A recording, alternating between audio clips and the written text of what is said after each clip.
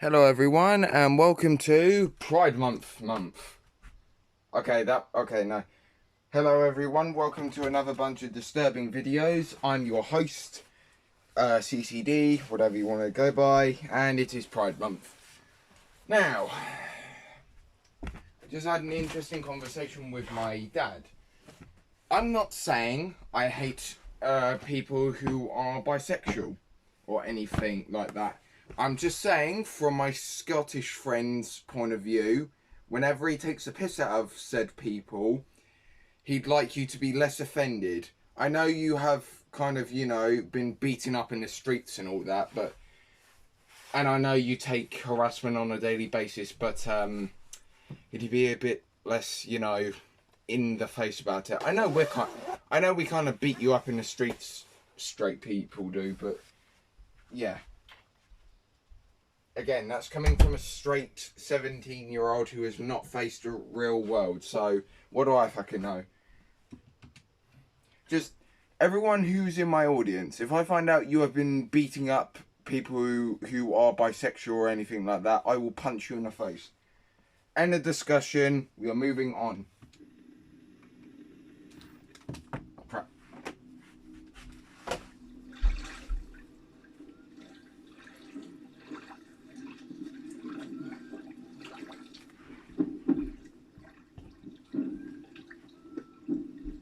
This was the recounted story of a Reddit user with the username BingBong1234, but for the purpose of this video, I'll just refer to him as Tom. It started when Tom was 8 years old, taking his dog for a walk through the neighborhood with his mom.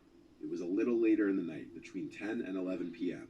They lived next to a swampy, woodsy area on the edge of the neighborhood, which was in Lansing, Michigan. It was a very silent night except for the slight wind. Then, from down in the swamp, Tom and his mother heard somebody whistling at them. It sounded sort of like a bird, but each whistle was different enough where the lack of consistency made it human-like. The whistling would apparently fluctuate pitches, sounding higher then lower. With a concerned and slightly terrified look on her face, Tom's mother grabbed his hand and said that they should go inside the house quickly. But since this happened at a very young age, and nothing similar happened for a while, Tom forgot about it. Until 2 years later, Tom was taking his dog out again late at night, and towards the end of the walk, Tom suddenly heard the same whistling noise again. In his words, with the same pitches and same inconsistent human-like tones coming from a bush that could easily obscure a person behind it just next to the front door. With the disturbing memory of seeing his mom, equally terrified from the same whistling 2 years earlier, looking down into the swamp at something neither of them could see, he ran inside as fast as possible. Years went by again without it happening. Eventually, it slipped from Tom's mind.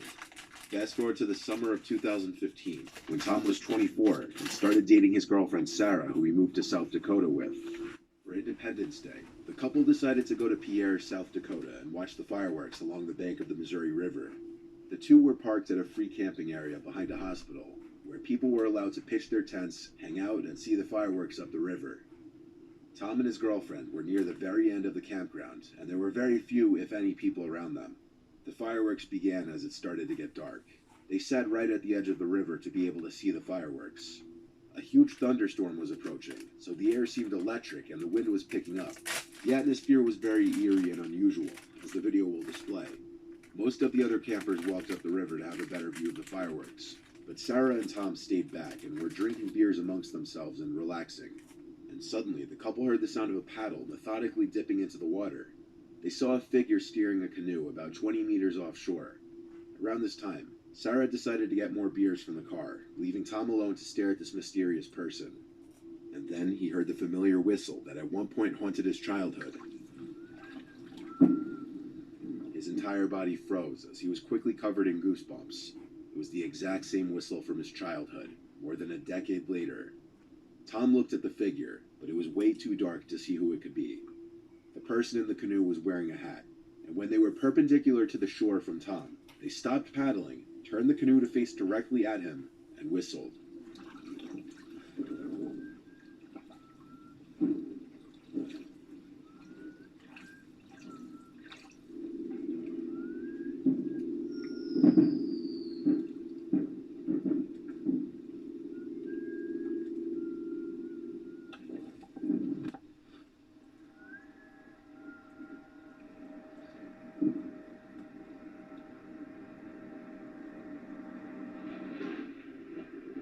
Bruh. Tom looked at the person and shouted, "Who are you?" which received no reply.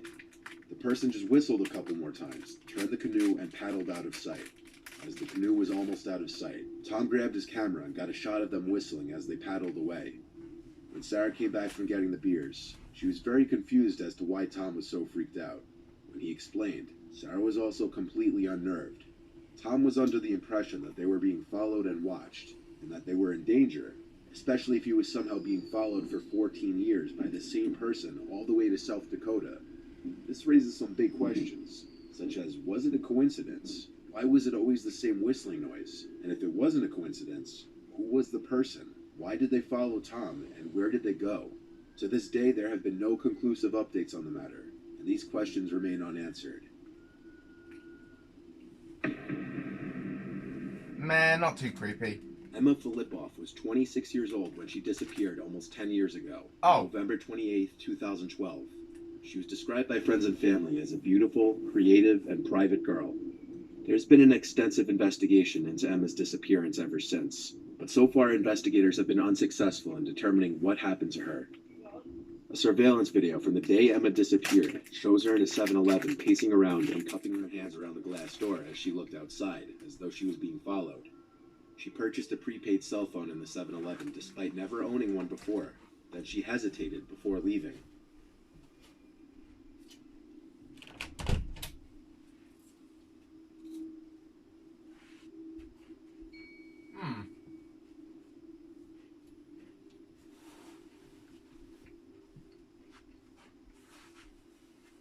The cell phone she purchased was never activated. A little later, Emma got into a taxi, instructing the driver to go to the airport. She then got out of the taxi due to insufficient funds for the fare. She was last seen between the times of 7:30 p.m. and 8:30 p.m., acting strangely in front of the Empress Hotel. According to a witness, Emma seemed confused. He saw her at a crosswalk, refusing to cross the street. He asked her if she was feeling okay, and asked her if she was being followed due to her paranoid mannerisms. Emma said she was okay. So, not knowing what to do, he made a phone call to the police. Police showed up and found her shoeless, and they questioned her for a total of 45 minutes and then left. Investigators later found her vehicle the following morning, parked at the Chateau Victoria parking lot, containing all of her belongings, including her laptop, books, her passport, and library card. Investigators found a CCTV footage clip from a local YMCA 5 days before Emma went missing. In the clip, she walked in and out through the door 6 times, peering out through the glass.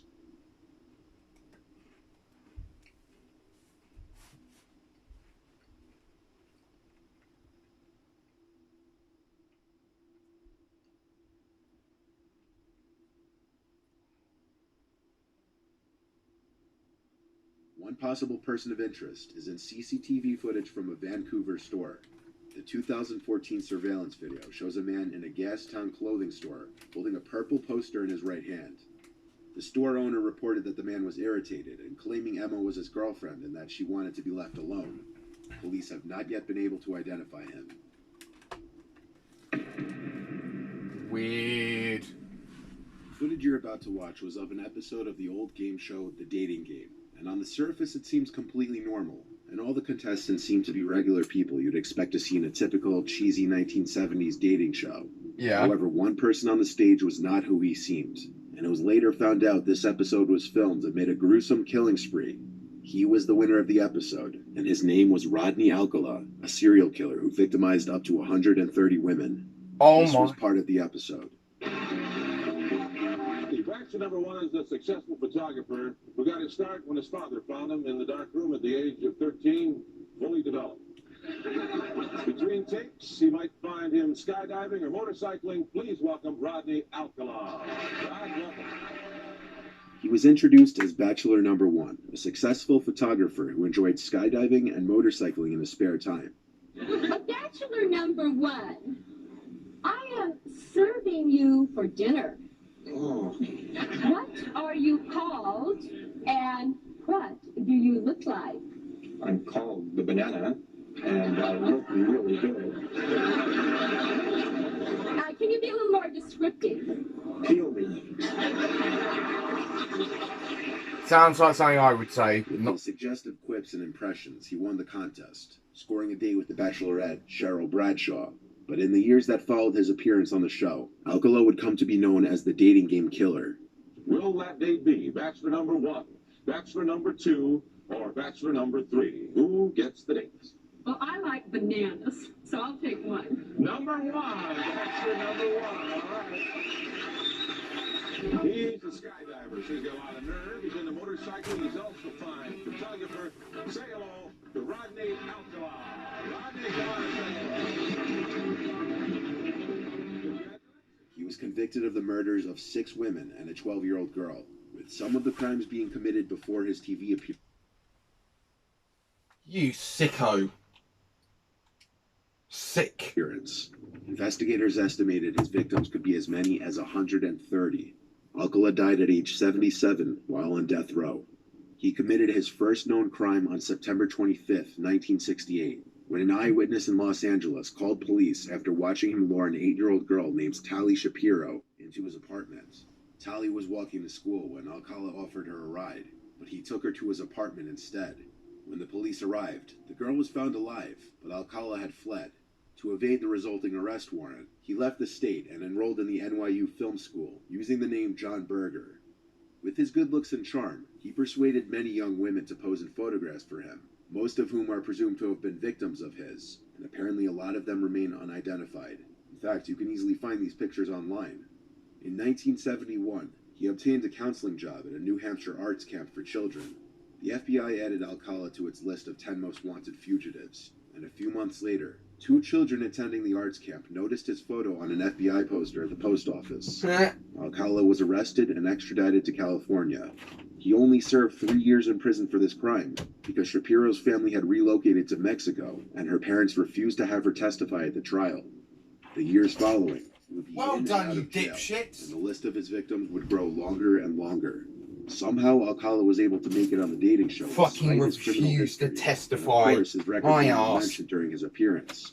After Cheryl Bradshaw chose Rodney Alcala, the two were awarded tennis lessons, complete with outfits, and a trip to Magic Mountain theme park. First, you'll receive tennis lessons from expert Naomi Mesa of the famous Kirkwood Tennis Club. That starts. The two were then escorted to a place where the show would allow the match to talk and get to know each other. And it was during this time that Cheryl Bradshaw started to get a bad feeling about Rodney overall, describing him as creepy and weird. The arranged date after the show never happened because Bradshaw called the show's office after filming and told the contestant coordinator that she didn't want to go because of the weird vibes that came off of him. She said, "Ellen, I can't go out with this guy. There's weird vibes that are coming off of him. He's very strange. I'm not comfortable. Is that going to be a problem?" And of course I said no. The next year, on June 20th, 1979, 12-year-old Robin Samso of Huntington Beach vanished while riding a bike to a ballet lesson. A Forest Service employee later found her remains, scattered across a remote ravine in Los Angeles. Robin's friends told police that a stranger had photographed them on the beach the day she disappeared. Authorities obtained a warrant to arrest Alcala based on his record, his known habit of photographing children, and indications that he frequented the area that the girl's body was found. Rodney Alcala's DNA would later link him to the deaths of multiple other women. In 2010, he was convicted of 5 counts of first-degree murder. He was sentenced to death, but after New York City investigators began probing his potential ties to unsolved killings in the city in the 1970s, he was also charged for the murders of 2 more women, which he pleaded guilty to. The actual amount of disappearances and murders that Rodney is responsible for remain unknown. It's crazy to think how Cheryl Bradshaw's gut instincts that something was off about Rodney and her refusal to go through with their date probably saved her life. Definitely. And that is why, everyone, that is why you don't go on dating shows unless you want to meet a psychopath.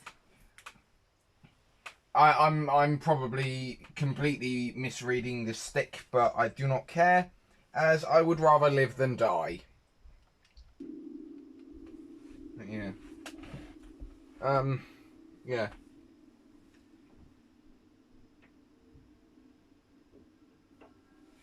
Okay.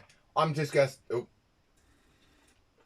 say, everyone, America, what is going on with you? Because with the amount of murders that are happening and people going missing, is because you openly send your kids to go to what you think is a very far, very close-ass place in a very friendly neighborhood. You're in America, a place where they ban gun. No, they don't ban guns. They ban food products that contain non-food products. But you dumbass Americans can't seem to understand that that is a case.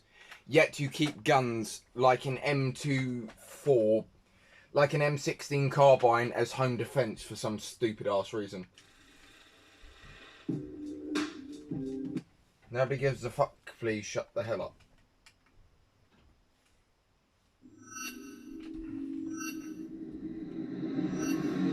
Yeah, that's pretty scary. Nah, no, not really. This first one was submitted by viewer Trent Leons, and when this was recorded, he and his family had recently moved into his grandparents' house. The house is in the middle of nowhere, so the family naturally had their guard down. However, one night at 1 in the morning, while most of the family was asleep, Trent got a notification for a ring that there was motion at the front door.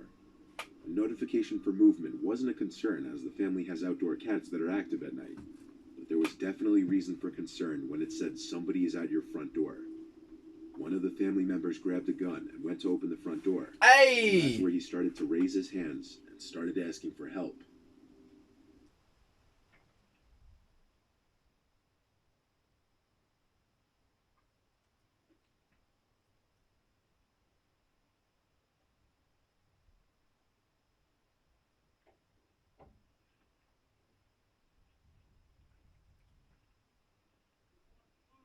Help? Should I use a phone to call a cab?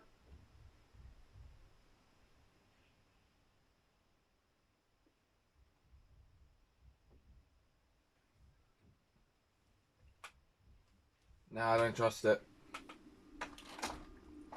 He asked to use a phone, to which the family gave him a cell phone, and with it he tried calling someone, but to no avail.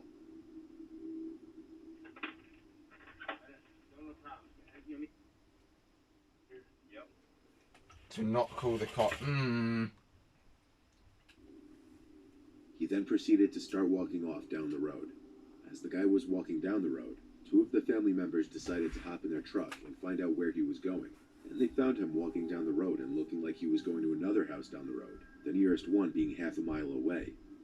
The two family members decided they didn't want him near their house or any neighboring houses, so they offered he get in the bed of the truck and they drive him into town. And about a couple minutes later, they arrived in town and dropped him off. The whole time he had his hands up and kept looking at the two family members while he backed away from the truck. It could have been assumed that the man was genuinely looking for help and needed to call someone, if it weren't for the fact that other family members reported that the week prior, he was in another neighborhood around the area, allegedly asking for help again, in late hours of the night, going from door to door in dimly lit areas. It's quite possible that he may have been trying to maliciously gain entry into the homes of sympathetic or unsuspecting people. It's unknown if that's the case or if he was ever successful. Ooh. This one was posted by a Redditor named T Course, and there aren't as many details on this one, other than it happened in a small suburb late on a rainy night. This was way past solicitation or visiting hours. The homeowner wasn't home at the time and saw the notification the next day, which is when they saw this video footage. From the darkness appears a middle-aged woman with an umbrella, with her mouth gaping wide open. She stands there for about 20 seconds after ringing the bell, the whole time with her mouth hanging eerily wide open, aside from closing it for a couple seconds, showing that her mouth didn't appear to be stuck in this hanging open position.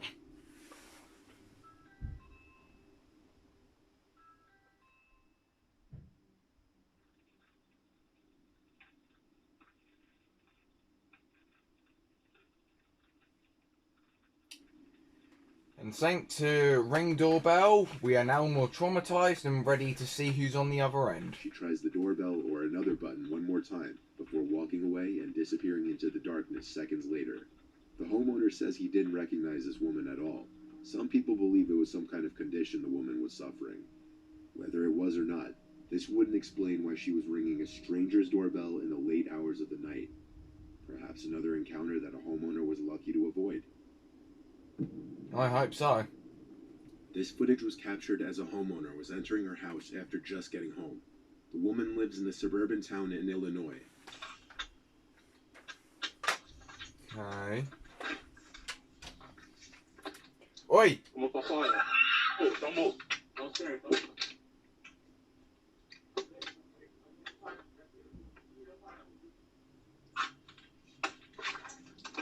Okay. The woman in the video was unaware of the fact that she was being watched from the distance by two people hiding in the dark, waiting for her to open her front door. As she steps into her house, the two aggressors take their chance to enter the house while the door is still open.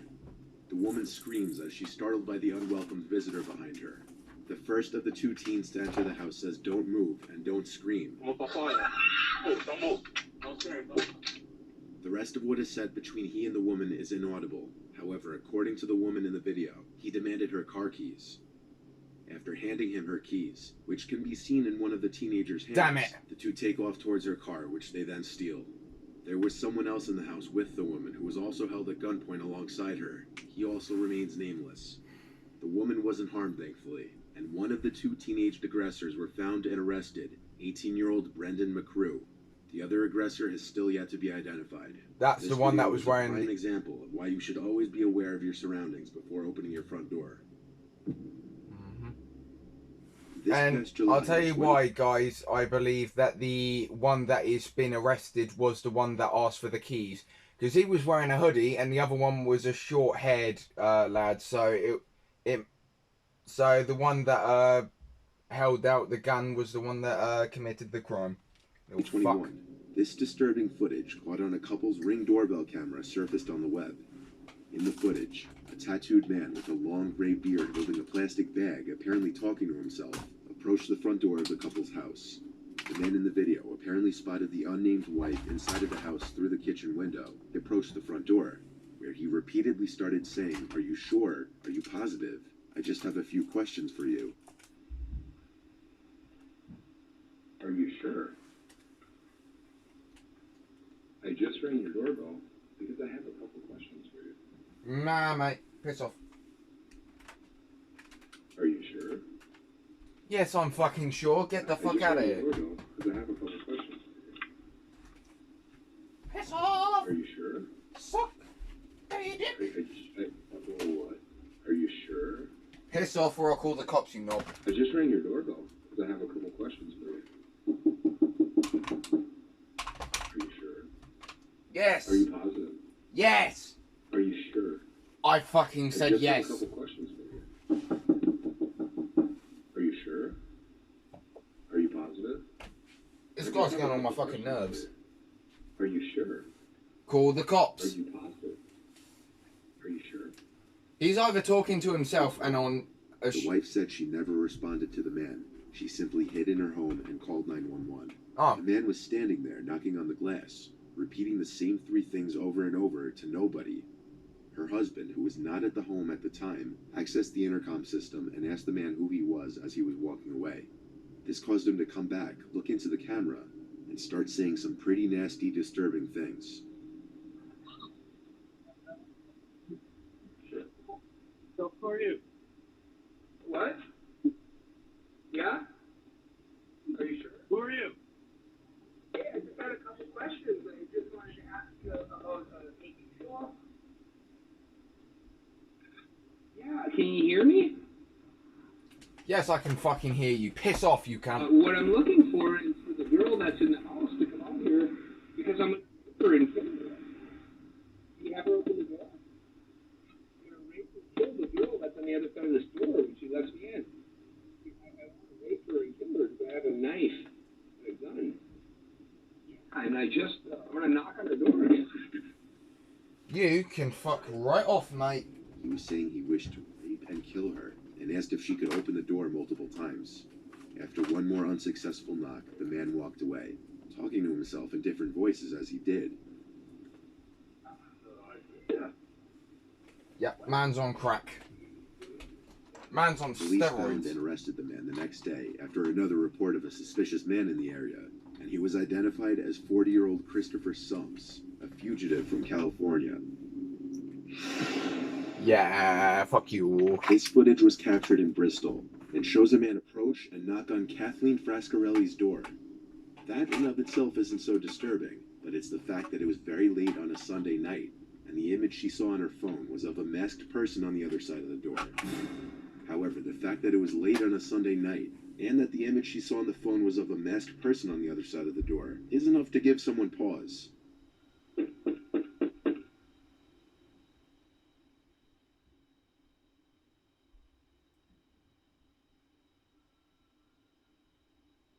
See, one thing that I've seen that, because the guys who made Ring doorbells, they went like, right, okay, so this has been happening. How can we counter this?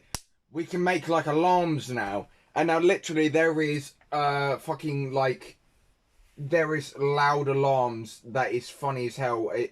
And if it does actually scare people off, it is funny to watch them.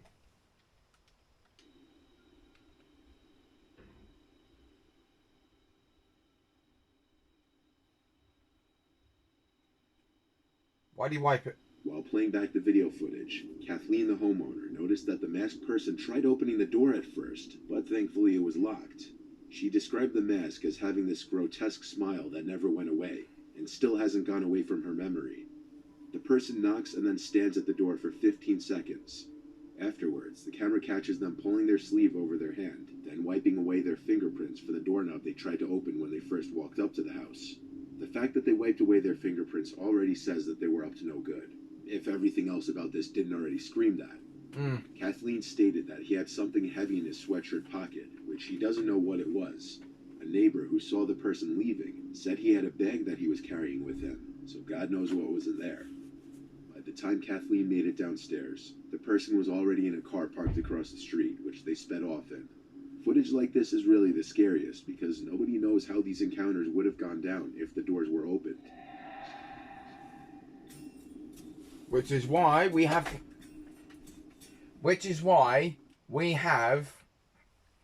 cameras outside our front door.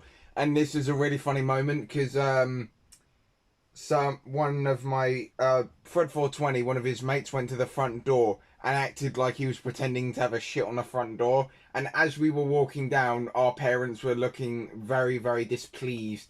He didn't actually take a shit, but it was very funny because my parents could have pressed charges if they wanted to, which would have been funny.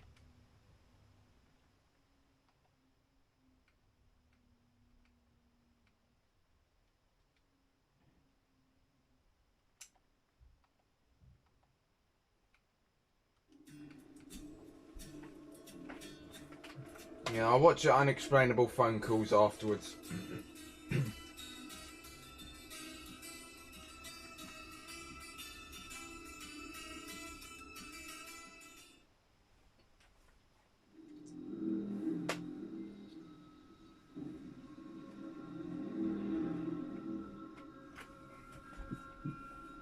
Alrighty. It was January of 2016. My buddies and I lived right next to a nature preserve and used to love to explore it. It was a weekend and we were looking for something to do. And being mischievous, we decided to go explore the storm drain that supplied water to the creek in the nature preserve. It had a barred barricade blocking entry into it, so we decided we'd throw some rocks in to see if the rocks made contact at any point so we could figure out the depth. However, we received something much more in return. After throwing a rock against the wall in the storm drain, a couple seconds passed, and we heard a terrifying thump or bang in return.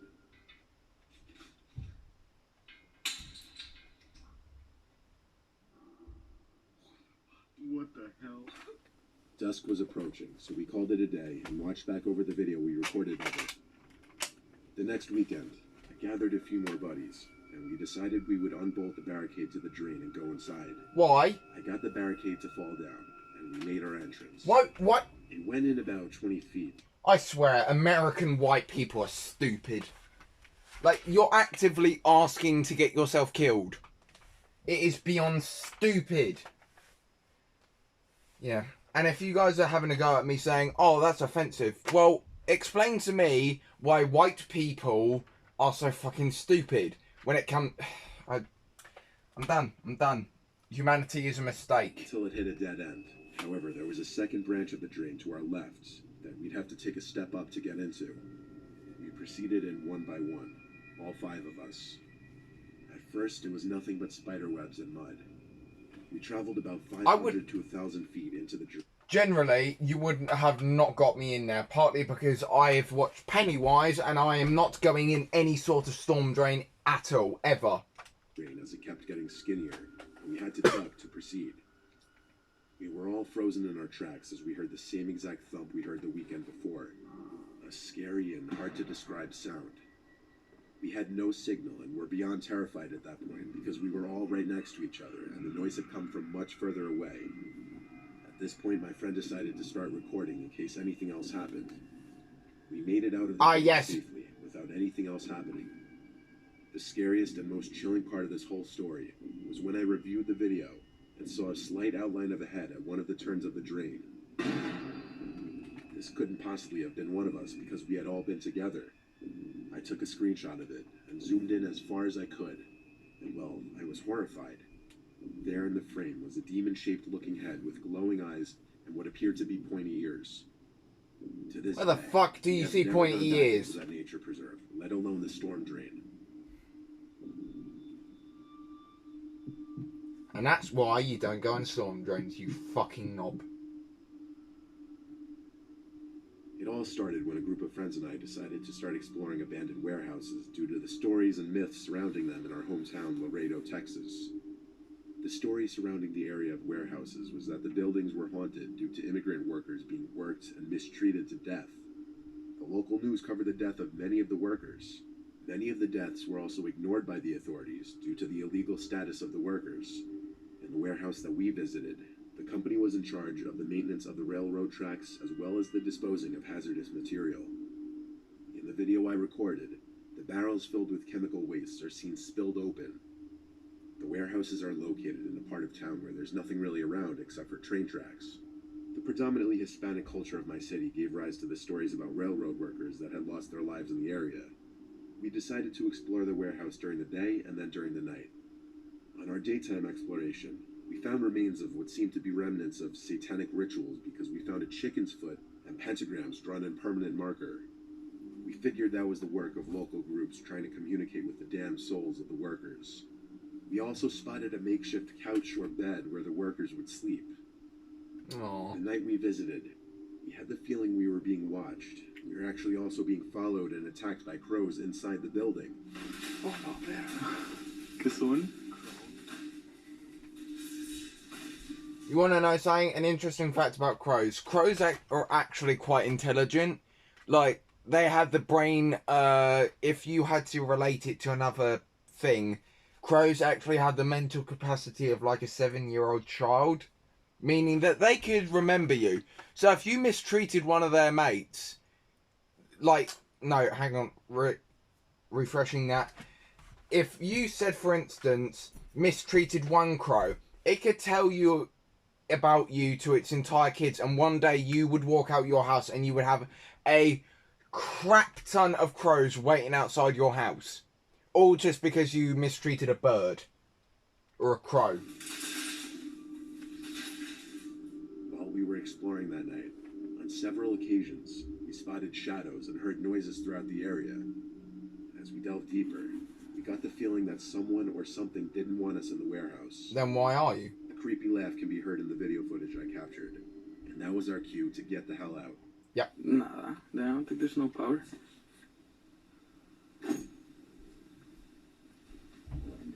Did you do that? Yeah. No. All I saw was subtitles. Things only got weirder though, as the satanic drawings and the chicken foot were gone the next time we passed that spot, yet they were spotted only earlier that day. I'm completely convinced that someone or something was stalking us in that warehouse that night. Yep. I believe the lost souls of the workers, or a satanic group of people that frequented the place, were there that night with us, watching. As we walked out of the warehouse, we noticed that the crows were very on edge and tried to attack us, like I mentioned earlier. The events that happened that night still sometimes keep me up at night. Sounds like a you problem. Oh wait, it is, because you're the one dumb enough to go in there. Fucking... I'm a freshman at the University of Nebraska-Lincoln. Some friends of mine came home from a hockey party after their game and asked me to come hang at their dorm. They brought some girls to the party that they knew from high school and happened to be in the city. They came back to the dorm to hang as well. One of the girls that came in was super friendly but very drunk. I didn't see her drink anything in the dorms. I left with my girlfriend at about 2 a.m. At around 3, I heard sirens and could see lights outside of my window. I figured it was just another kid that came home with alcohol poisoning. Then I heard the most gut-wrenching scream of my life. I walked out of my room and saw my friends from the dorm I had just left running down the hall wanting my help. I started running down the hall following them and saw blood on the floor and thought for sure someone had been stabbed. Then I saw 3 police officers and a paramedic team strapping the friendly girl down to a stretcher while she was screaming and thrashing. I went to ask my friends what happened and they looked exhausted. They said her eyes rolled back into her head. She started growling and bleeding heavily from both nostrils. She attacked some of our friends, yanking their hair and biting them like an animal. This girl fought off 3 6-foot-tall, fairly muscular guys by herself.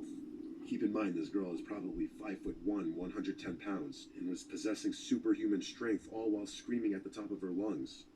The scariest part is when the RA came over to pray over the situation, as he's a devoted Christian, and she started screaming, "F God, F Jesus, the devil is coming for you all." At this point, my heart was sinking in pure fear of the situation. Yep, she got possessed! The emergency responders said they had never seen anything like this, even if she was possibly... I'll be back in a sec, guys. I was able to capture a roughly 20-second video of her screaming in the dorms. You can't really see her as the paramedics are in the way, but if you listen closely towards the end of the video, you can hear her scream, "They're coming for you all, they're coming for you next." Last I heard, she woke up with no memory of the situation, but is in a very dark place at the moment. This is the video that was captured.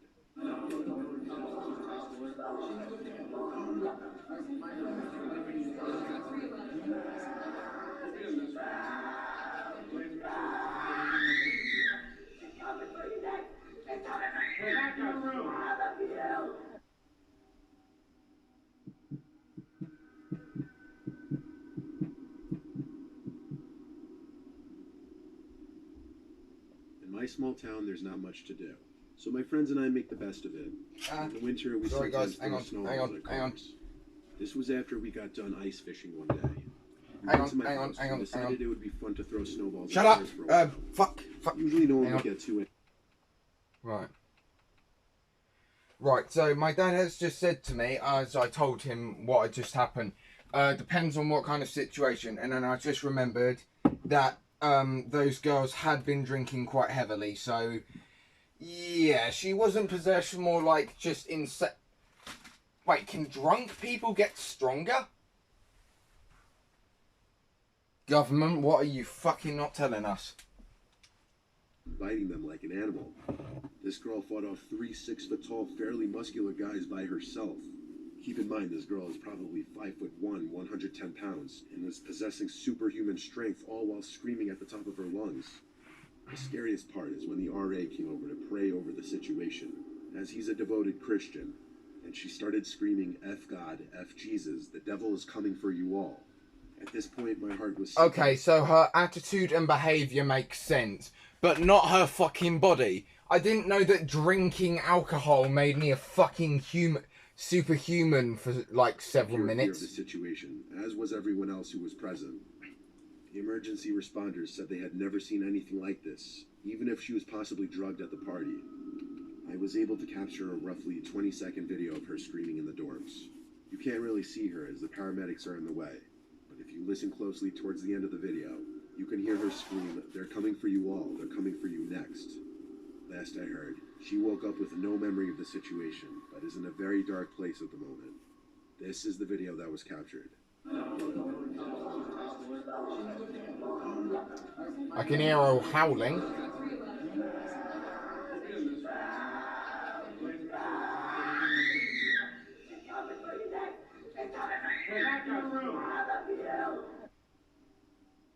Nah, fam, I'm good.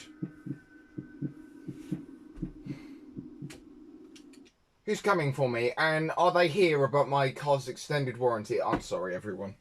You feel free to unsubscribe. In my small town, there's not much to do, so my friends Hey, and I make the relatable. best of it. And in the winter, we sometimes throw snowballs at cars. This was after we got done ice fishing one day. We went to my house and decided it would be fun to throw snowballs at cars for a while. Usually no one would get too angry, as they were just snowballs. But one person got really mad at us. My friend Drake decided to throw a snowball at one more car, and he told me to record. He hit right under the back passenger side. It sounded like a hard hit. We stayed there for a second, laughing, until he slowed down and eventually threw it in reverse. Yeah.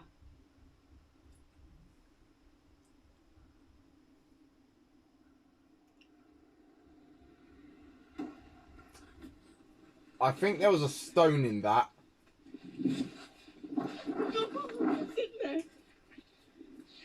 Yep, time to run. Yeah, that's why you want to make sure that when you're throwing a snowball, there's nothing in it that could actually cause damage.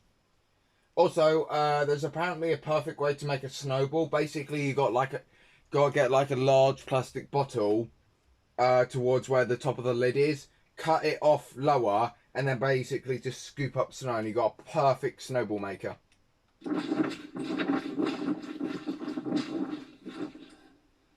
He's right there.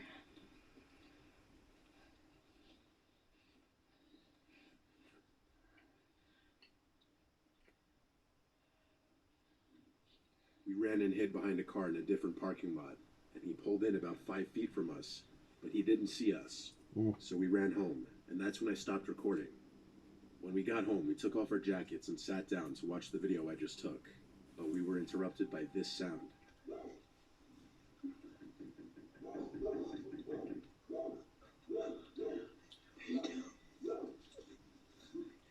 I froze in my seat. Then again. I didn't think this guy would find us, but still I turned off the lights. My dogs went crazy. Drake and I are 14, we don't get scared that easily, but this was freaking us out. We hid in my bathroom in my room and turned off the light. We actually laughed, thinking he would leave in a couple minutes. Our friends thought we were joking, so we took videos of him still pounding on the door. Our friends thought it was funny and karma, but we didn't find it amusing anymore. We thought we were in danger because he wouldn't leave.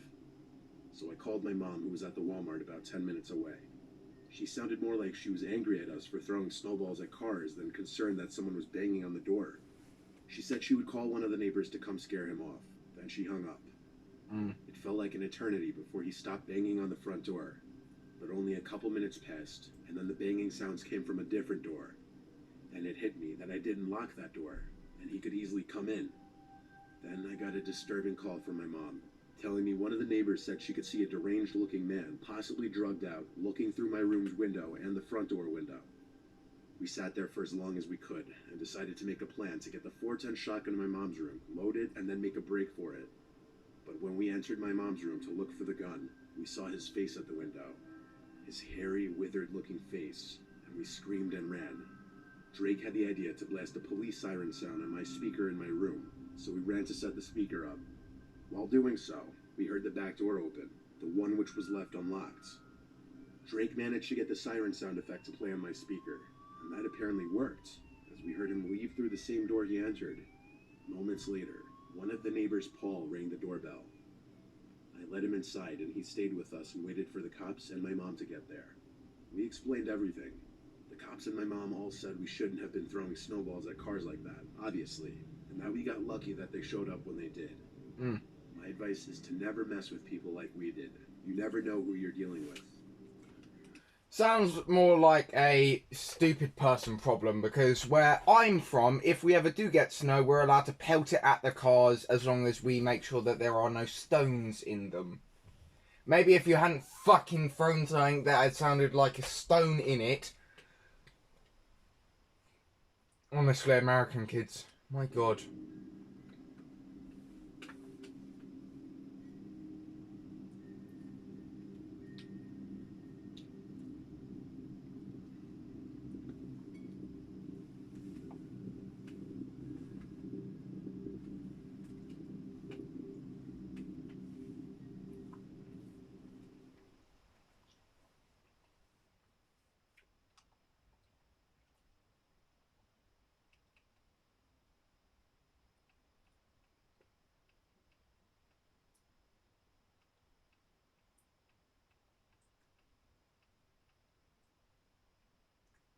What?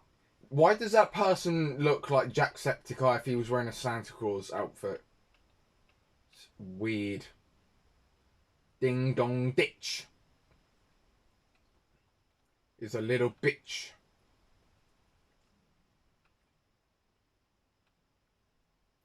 My roommate, when he realises I have some weed, but I didn't share any, yo, give me the fucking weed!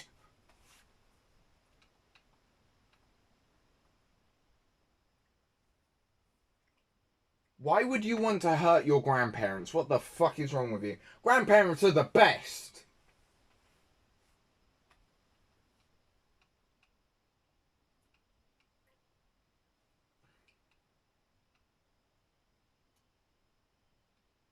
No, I'm not going to watch any babysitter stuff, because I'd rather be able to, you know what? I might actually end it there today. I don't want to get, like, completely bored, because I don't, you know, and plus, I don't really want to watch this one, because there are a lot of shit that the people who do all the, like, forwarding like certain calls to the correct departments go through a lot. They have to get fucking therapy. So yeah, I'm gonna end this one there. See you later, guys.